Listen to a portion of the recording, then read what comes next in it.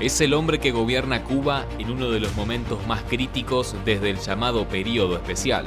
No es un Castro, no hizo la revolución, ni tampoco construyó el mito, pero hoy concentra el mismo poder que sus antecesores. Su nombre es Miguel Díaz-Canel. Desde 2018 encabeza el gobierno cubano. Desde 2019 es formalmente presidente de la República de Cuba. Desde 2021 es el primer secretario del Partido Comunista, el verdadero centro del poder. ¿Quién es realmente Miguel Díaz-Canel? ¿Cómo llegó al poder? ¿Gobierna Cuba o administra su crisis más profunda? ¿Es un líder con margen propio o apenas el custodio de un sistema que se resiste a cambiar? Miguel Mario Díaz-Canel Bermúdez nació en 1960, apenas un año después del triunfo de la Revolución Cubana. Pertenece a la primera generación que creció bajo el socialismo, pero sin haber participado en su construcción armada. Nació en Placetas, una ciudad del interior de la provincia de Villa Clara, lejos de La Habana y lejos del poder. Hijo de una familia trabajadora, padre obrero y madre maestra, creció en la Cuba del Estado omnipresente, la educación pública y la vida austera. Díaz-Canel es ingeniero electrónico formado en la Universidad Central Marta Abreu de las Villas. Se graduó en 1982.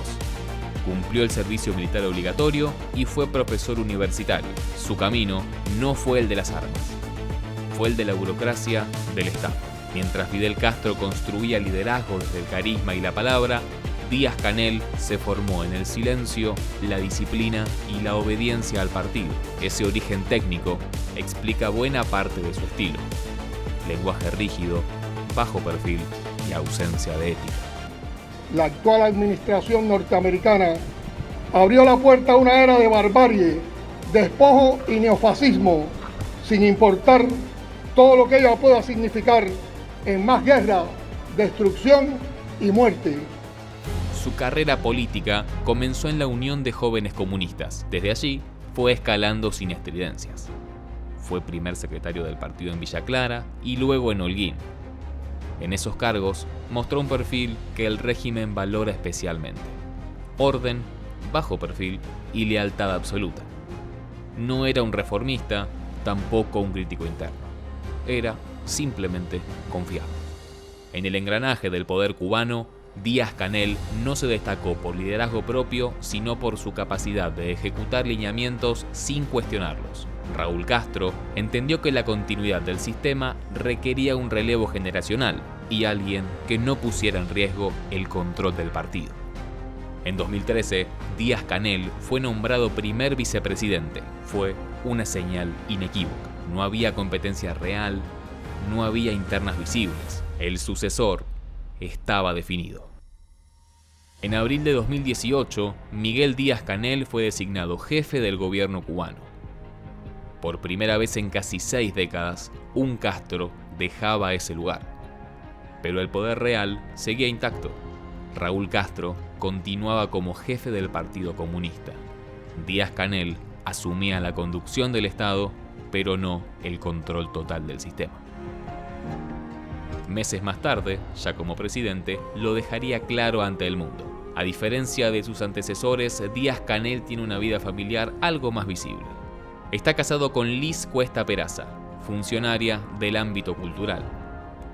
Su presencia pública rompió una tradición. Durante décadas, Cuba evitó la figura de una primera dama. Díaz-Canel tiene 3 hijos de una relación anterior, pero mantiene su vida privada bajo un control estricto. No hay muchos relatos públicos personales. La intimidad sigue siendo parte del blindaje del poder. En 2021, Raúl Castro dejó también la conducción del Partido Comunista. Díaz-Canel pasó a concentrar el poder político completo. Pero el momento no podía ser peor. Cuba enfrentaba una crisis económica profunda, agravada por la pandemia, la caída del turismo, la escasez de divisas y el endurecimiento de las sanciones de Estados Unidos. El 11 de julio de 2021, miles de cubanos salieron a la calle. Pedían alimentos, vacunas, electricidad y por primera vez en décadas también libertad. Díaz-Canel respondió con un mensaje que marcó su liderazgo. Aquí ningún gusano ni ningún mercenario nos va a tomar las calles. Hubo detenciones, juicios rápidos y condenas. Organismos internacionales denunciaron represión y presos políticos. Para Díaz-Canel fue una línea roja. No habría concesiones políticas. Díaz-Canel no es Fidel. No improvisa un discurso eterno, no genera adhesión emocional. Su liderazgo es técnico, rígido y defensivo.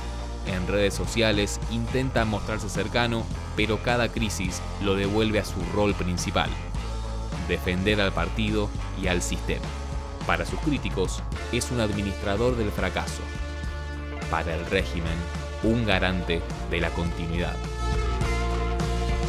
En política exterior, Díaz-Canel reforzó alianzas con Rusia, China, Irán y Venezuela. Mantiene una confrontación directa con Estados Unidos, al que acusa de asfixiar económicamente a la isla. Miguel Díaz-Canel no llegó para transformar Cuba, llegó para sostener un sistema en crisis. Es el primer presidente sin apellido Castro, pero gobierna con las mismas reglas. Concentra poder, enfrenta descontento social y lidera una isla que se vacía por la migración. La gran pregunta sigue abierta. ¿Podrá sostener la continuidad sin el peso simbólico de la revolución? Por ahora, Miguel Díaz-Canel es el rostro del poder en la Cuba más frágil de los últimos 60 años.